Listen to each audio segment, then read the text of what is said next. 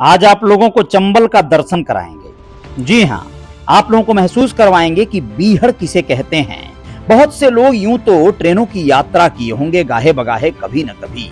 ये कालपी स्टेशन है जो कि मध्य प्रदेश में पड़ता है।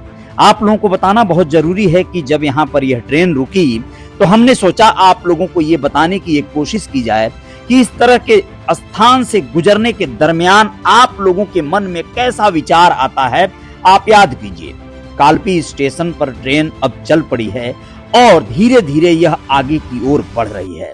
अब आप लोगों को दिखाएंगे कि किस तरह से इस स्टेशन से सटे एक टाउनशिप नजर आता है।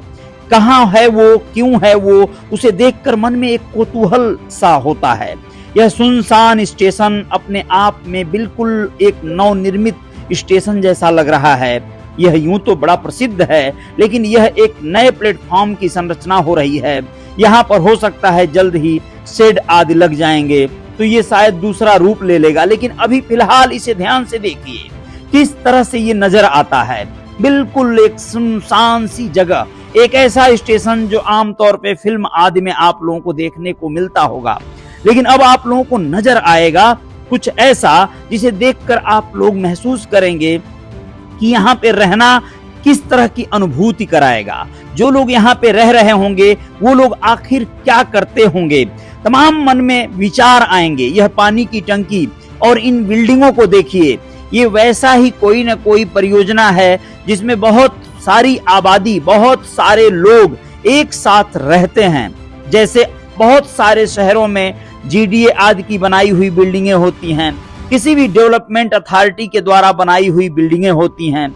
इस तरह के तमाम आप लोगों ने परियोजनाओं की घर आदि, मकान आदि देखे होंगे, लेकिन कालपी स्टेशन के सटे हुए ये बिल्डिंगों का एक बड़ा समूह नजर आया। यहाँ पे बहुत सारे लोग भी नजर आए जो लोग यहाँ पे रहने से लगे हैं। अब आप लोग ध्यान से देखिएगा कि इससे सटे हुए कितना बड़ा एक पठार, एक बहुत बड़ा बीहड़ क्षेत्र शुरू होता है। जी हाँ, जिसे आप चंबल कह सकते हैं, वैसी एक जगह शुरू होती है। यहाँ पे रहने वाले लोग रात होते ही कैसा महसूस करते होंगे। इन जंगलों में किस तरह के जानवर या किस तरह के लोग कभी रहते होंगे। पगडंडी रास्ते इसमें आए हुए हैं, लेकिन अब यहाँ से आगे जब हम बढ़ते हैं तो एक चीज आप लोगों को और दिखाना बहुत जरूरी है कि किस तरह से आप लोग देखिए, इस पुल से जब ये ट्रेन गुजरने लगी तो कैसा महसूस हो रहा था। इस ट्रेन को जब इस पुल पे जब ये चढ़ी तो उसकी आवाज, उसके पटरियों की आवाज एकदम अलग सुनाई देने सी लगी थी। इस नदी को देखकर इतना ऊंचाई से गुजरती हुई ट्रेन क्या महसूस करा रही थी। आप लोग यदि कभी इस तरह के जगहों से गुजरे हैं तो आप लोग कमेंट बॉक्स में लिखिएगा और बताइएगा कि क्या आपको नहीं कभी ऐसा लगता कि यहीं ठहर जाएं, यहीं रह जाएं, यहीं बस जाएं और यहीं के होके रह से जाएं। तो ये आप लोग अपने अपने विचारों को बताइएगा, आपको क्या लगता है जब ऐसे रास्तों से कभी ट्रेन से आप गुजरे होंगे। तो ये मैंने आप लोगों के लिए भेजा है, आप लोग इस पर अपने राय कमेंट बॉक्स में जरूर लिखिएगा।